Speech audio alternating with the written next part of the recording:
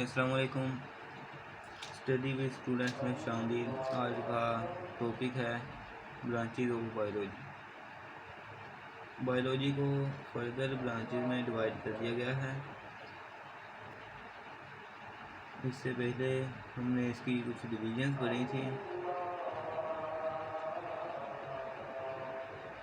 लेकिन उन डिवीजन्स के अलावा इसकी और भी ब्रांचेज हैं।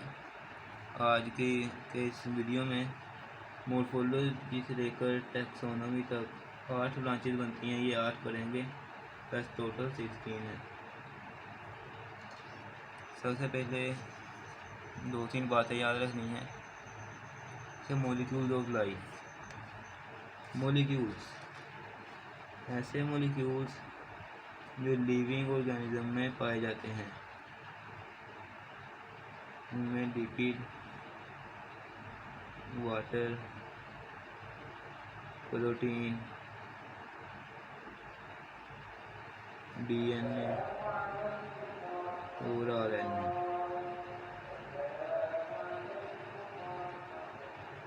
ये सारे मॉलिक्यूल्स ऑर्गेनिज्म में पाए जाते हैं, इसलिए इन्हें मॉलिक्यूल्स ऑफ लाइफ कहा जाता है। और इन मॉलिक्यूल्स के बारे में स्टडी करने को बायोकेमिस्ट्री या मॉलिक्यूलर बायोलॉजी कहते हैं। बात करते हैं स्ट्रक्चर एंड फॉर्म। ये लफ्ज़ का मैनी क्या है, ये कहते हैं जिसको है। फर्ज करें एक प्लांट है, उसकी कुछ ब्रांचेज हैं।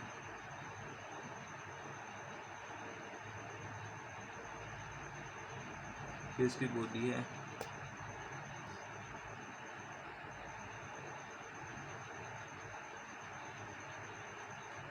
ये प्लांट की बॉडी है, ये रूट्स हैं,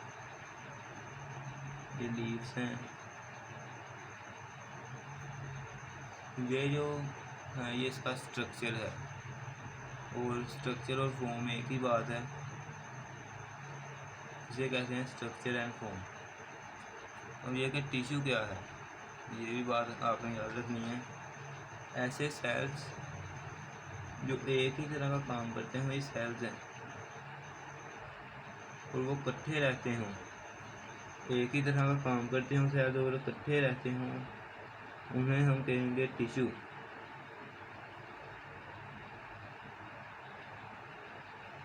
अब अपना टॉपिक शुरू करते हैं। पहला ब्रांचेस है मॉर्फोलॉजी। मॉर्फोलॉजी में हम ऑर्गेनिज्म के फॉर्म और स्ट्रक्चर के बारे में स्टडी करते हैं। जिनमें कोई ऑर्गेनिज्म कैसा दिखता है, चाहे इंटरनल तौर पर इसको स्टडी करें या एक्सटर्नल पर, यानी कि इंसान बाहर से कैसे दिखता है। इसके 2 हाथ हैं, बॉडी है, 2 पाँव हैं, लेकिन इंटरनली तौर पर इसके 2 लंग्स हैं, इसका हार्ट है और किडनीज हैं। इसका इंटरनली तौर पर इसका स्ट्रक्चर है। इस स्ट्रक्चर को पढ़ने को मॉर्फोलॉजी कहते हैं। मॉर्फोलॉजी इंटरनल तौर पर 1-2 होती हैं मॉर्फोलॉजी। एक होती है इंटरनल, एक होती है एक्सटर्नल। जो इंटरनल मॉर्फोलॉजी है इसको कहते हैं एनाटॉमी, जिनके हम किसी भी ऑर्गेनिज्म को अंदरूनी तौर पर देखते हैं कि इसमें क्या क्या चीज़ें पाई जाती हैं।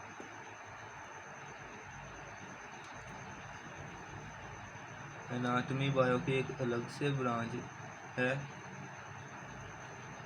इसके बारे में हम पहले बात कर भी चुके हैं। It is study of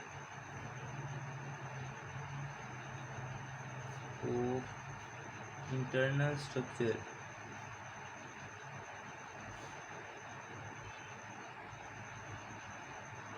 internal structure क्या है, किसी भी ऑर्गेनिज्म के जिस्म के अंदर क्या क्या पाया जाता है, ये इसका इंटरनल स्ट्रक्चर है।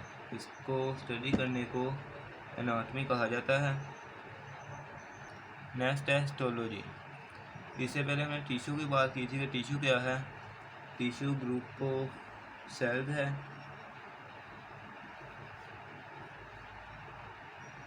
बहुत सारे सेल का ग्रुप है टिश्यू, और इस टिश्यू के बारे में स्टडी करने को कहते हैं हिस्टोलॉजी।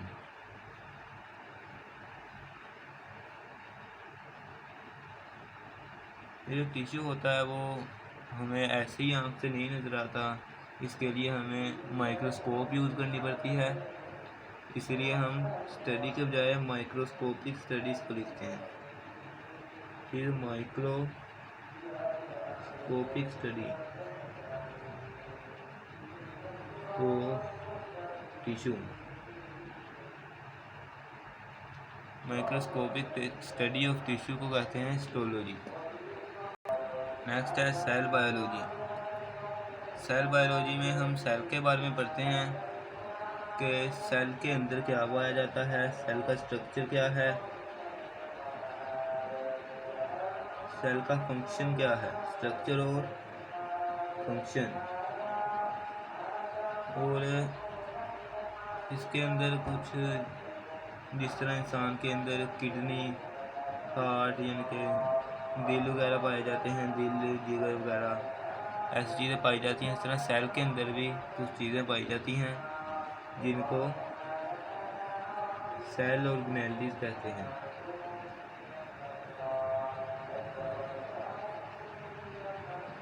इन सेल ऑर्गेनेल्स के बारे में इसमें स्टडी किया जाता है। सेल बायोलॉजी में सेल के स्ट्रक्चर और फंक्शन के बारे में भी स्टडी किया जाता है।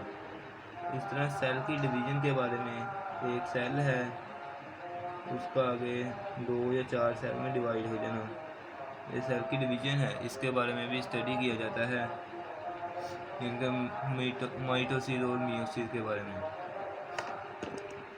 इसके बाद है फिजियोलॉजी। फिजियोलॉजी में हम पढ़ते हैं किसी भी ऑर्गेनिज्म का बॉडी के बारे में, बॉडी के पार्ट के बारे में। इंसान, जैसा कि इंसान है, इसके बॉडी का कौन सा पार्ट क्या काम करता है, इनके हाथ क्या काम करते हैं, पाँव क्या काम करते हैं, वो इसमें स्टडी किया जाता है। इसमें उनके फंक्शंस और उनका स्ट्रक्चर बढ़ा जाता है।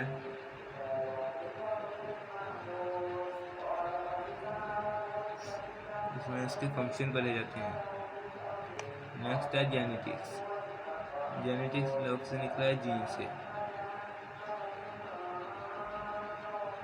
इसमें इनके जीन के बारे में स्टडी किया जाएगा, स्टडी ऑफ जीन। इसके अलावा इनहेरिटेंस के बारे में स्टडी किया जाएगा।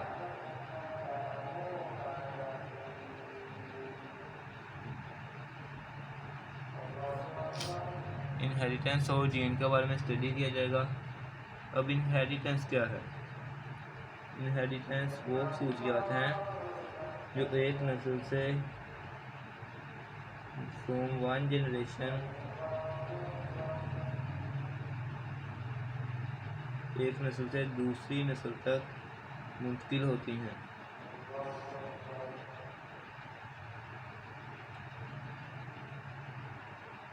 एक नस्ल से दूसरी नस्ल तक जो मुंतकिल होती हैं उन खसूसियात को कहते हैं इनहेरिटेंस। इसमें हम जीन के बारे में स्टडी करते हैं और जीन का इनहेरिटेंस में क्या रोल है उसके बारे में भी स्टडी करते हैं। और इनहेरिटेंस क्या है? ये जो ट्रांसमिशन ऑफ कैरेक्टरिस्टिक इसको कहते हैं, इनकी खसूसियात का मुंतकिल होना। From one generation to another, यानी एक नस्ल से दूसरी नस्ल तक खसूसियात का मुंतकिल होना, इसको जेनेटिक्स कहते हैं। एम्ब्रियोलॉजी नेक्स्ट ब्रांच है। ये लफ्ज़ निकला है एम्ब्रियो से। एम्ब्रियो क्या है? दो हैप्लॉइड सेल जब मिलते हैं तो ज़ायगोट बनाते हैं। ये जब डेवलप होता है तो ये एम्ब्रियो बनाता है।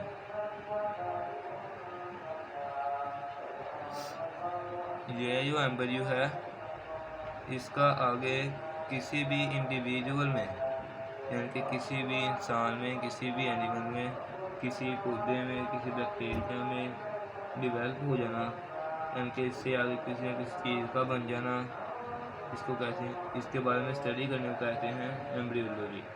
इनके एम्ब्रियो से ये डिवेल्प होता है और आगे कोई ना कोई इंडिविजुअल बन जाता है, इसको कहते हैं एम्ब्रियोलॉजी। तो फिर हम इसके बारे में कह सकते हैं कि study of embryo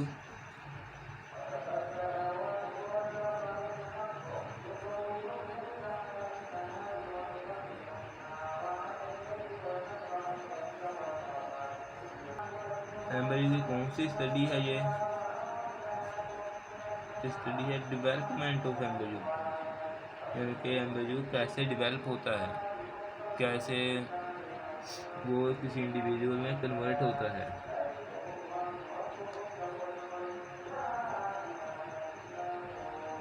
study of development of embryo to an individual is called embryology. Biology की नेक्स्ट ब्रांच है टैक्सोनॉमी। टैक्सोनॉमी वो ब्रांच है जिसमें हम किसी भी ऑर्गेनिज्म को कोई ना कोई नाम देते हैं या उसको किसी ग्रुप में रखते हैं। जिस तरह इंसान है, इसको इंसान का नाम कैसे दिया जाएगा? इसको पौधों के ग्रुप के बजाय एनिमल के ग्रुप में रखा जाता है। इसको ग्रुप में रखना या नाम देना,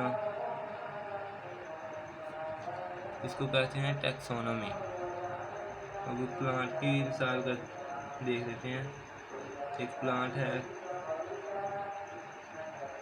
कॉटन का, कपास का, इसको कपास का नाम कैसे दिया जाएगा और इसको पौधों की लिस्ट में रखा जाएगा या नहीं रखा जाएगा, इसके बारे में स्टडी करना, इसको नाम देना, इसको किसी ग्रुप में या सब ग्रुप में रखना, इसको कहते हैं टैक्सोनॉमी। ग्रुप क्या होता है? ग्रुप होता है यानी कि एनिमल की लिस्ट में, प्लांट की लिस्ट में, किसी भी लिस्ट में रखना, इसको कहते हैं ग्रुप। उससे आगे सब ग्रुप क्या होता है? प्लांट की लिस्ट में तो आ गया, लेकिन इसके बाद इसको फर्दर डिवीजन करनी है कि इसको कौन सी लिस्ट में रखा जाएगा, कि फूलदार पौधों की लिस्ट में रखा जाएगा या ऐसे पौधों की लिस्ट में जिनके फूल नहीं होते, इसको कहते हैं सब डिवीजन या सब ग्रुप।